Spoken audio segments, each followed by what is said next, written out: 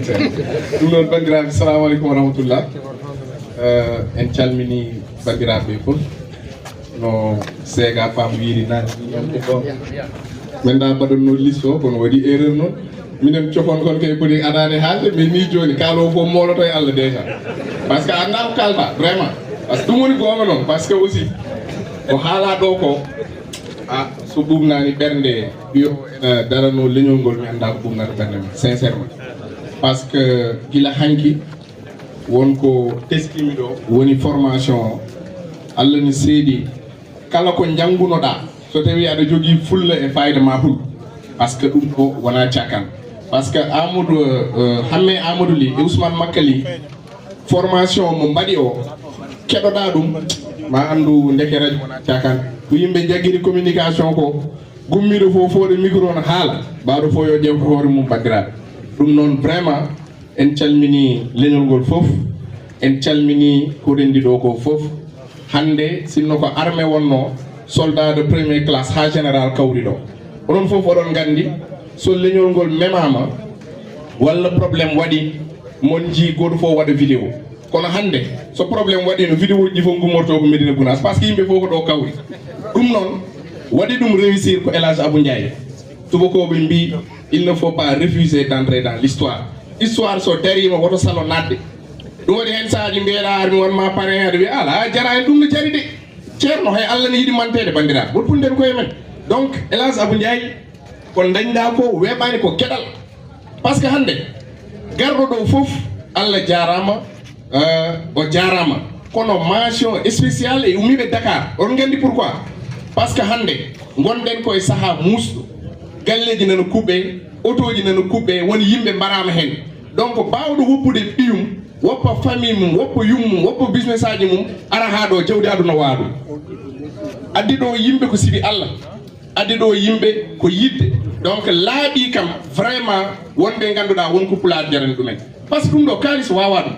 ɗum ɗo yidde neɗɗo ni tan wawa ɗum ko engagement waɗata ɗum gueɗogal ummo ha Mauritanie ara ceerno ɗum ɗo wona cakan ɗum noon vraiment Elhadji Allah jarama a jarama min beltima no fewi rendini men ɗo ko radio radio Daaka dañama hande en jii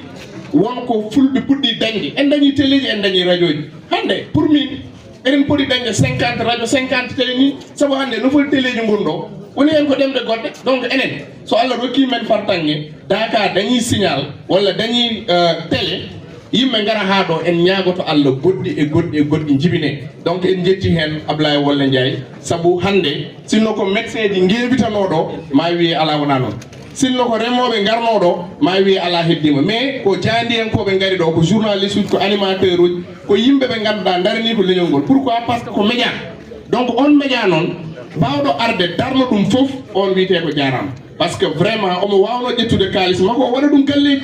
o wawno ƴettude kalis makko o waɗa ɗum e business aji goɗɗi enen fof eɗen gandi radio heewani revenu radio heewani kalis donc bawɗo wadde investir e média ɗum ko engagement waɗat ɗum donc en jetti Médina Gounass dañɗo oɗo cadeau mo ganduɗa wona hunde wemde heewi télé mawɗo mo nan toon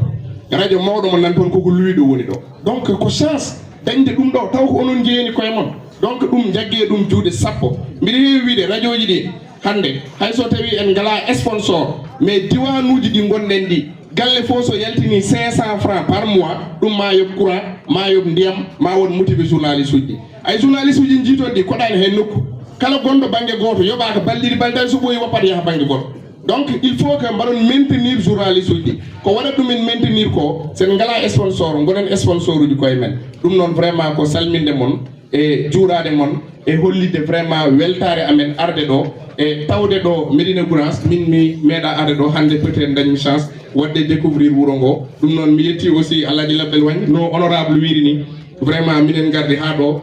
Talla Amadou Tidiane ko neɗɗo moƴƴo en calmini wonɓe ɗo ɓe foof sen limti tan en juumat saabu hande ko wiyete ko enen foof ndendi combat o goto foof peut être wonko joguino walla goto foof wonɗo wonno walla goto foof wonko janggi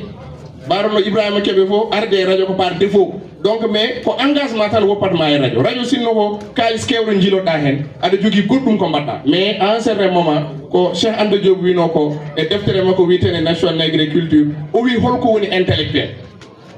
goto fof wonno firtiri intellectuel o wi min jaggumi tan intellectuel woni jogiiɗo gandal walla jogiiɗo jawdi ari nafti leñol mum ɗum noon wonɓe ɗo ɓe fof jaggen ko intellectuel uji. Salamu aleykum wa rahmatullah.